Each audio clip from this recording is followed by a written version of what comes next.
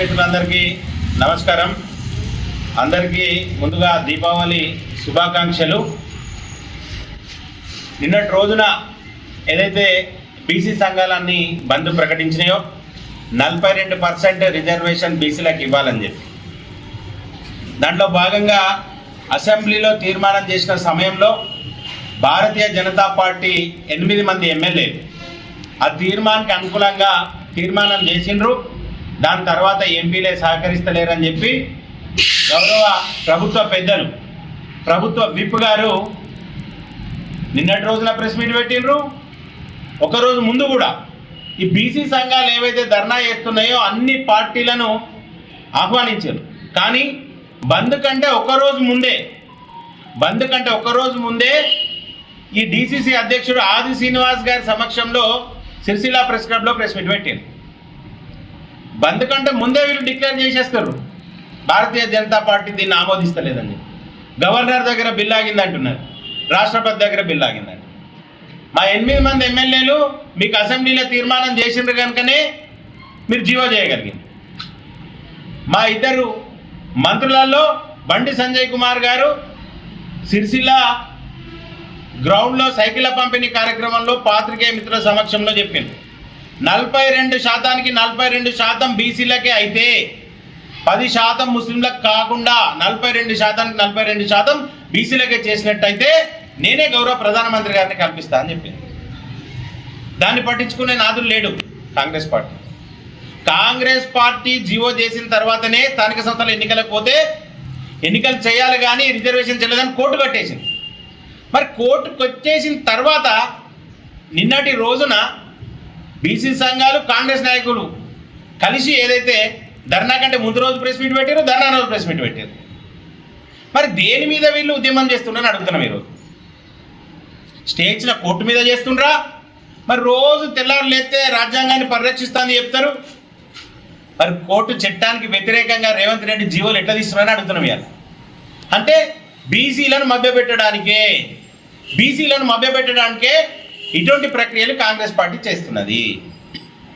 మరి ఈరోజు మీ ప్రభుత్వంలోనే ఆది శ్రీనివాస్ గారు మీ ప్రభుత్వంలోనే బీసీల లెక్క ప్రకారం 8 మంది మంత్రులు ఉండాలి, 3 ఉన్నారు. మరి రేవంత్ రెడ్డి ఇంటి ముంగట ధర్నా ఫస్ట్ ఆ దమ్ముందా నీకు? కడుపులో తలకాయలు పెట్టి కాలు మొక్కుడు తప్ప నీతోటి ఏమైతే చెప్పు. ఆ విషయానికి సమాధానం చెప్పాలి.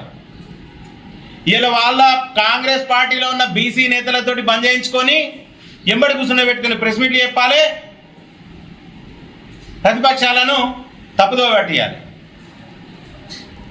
ఈరోజు బీసీల మీద మీకు ప్రేమ ఉంటే రాష్ట్రంలో ఉన్న బీసీ బిడ్డలందరికీ 8,000 కోట్ల రూపాయల ఫీజు రియంబర్స్మెంట్ రావాలి. ఏం చేస్తున్నావు అని అడుగుతున్నాను. 8,000 కోట్ల ఫీజు రియంబర్స్మెంట్ ఎందుకు ఆపింది కాంగ్రెస్ ప్రభుత్వం? మీకు చిత్తశుద్ధి ఉన్నట్టయితే అంటే బీసీ బిడ్డలకు అన్యాయం చేస్తుందా లేదా అడుగుతున్నాం. ఈరోజు దానికి సమాధానం చెప్పాలి. 8,000 కోట్ల రూపాయలు ఆపుతారు, చిత్తశుద్ధి అంటారు. ఆచరణ కానీ హామీలను కామారెడ్డి డిక్లరేషన్లో ఇస్తారు, మందిని బదనాలు చేసే ప్రక్రియ చేస్తారు. మీరు మీ ప్రభుత్వంలో ఒక బీసీ బిడ్డ అయిన కొండ సురేఖ ఇంటికి పోలీసు వాళ్ళు రావడాన్ని మీరు సమర్థిస్తున్నారా? ఆది శ్రీనివాస్ గారు సమాధానం చెప్పాలి. ఫస్ట్ మీ పార్టీలో మీ ప్రభుత్వంలో బీసీలకు ఏమన్నా గౌరవం ఉన్నదా?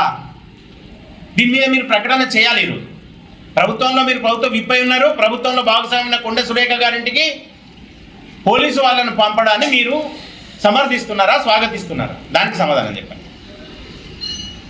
60 సంవత్సరాల అధికారం ఉన్నారు భారతదేశంలో, రాష్ట్రాలలో కేంద్రంలో కూడా ఒకనాడు కూడా బీసీల రిజర్వేషన్ గురించి మాట్లాడలేదు.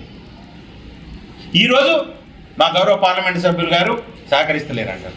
వారు చెప్పారు 42 బీసీలకైతే రాష్ట్ర ప్రధానమంత్రిని కల్పిస్తామని చెప్పారు. దాని పట్ల చిత్తశుద్ధి లేదు. ఈరోజు హామీల కాలు కానీ చిత్తత లేని జీవోలు తీసుకొని వచ్చి కోర్టు కొట్టేస్తే ఎవరి మీద పోరాటం చేస్తారు వీళ్ళు?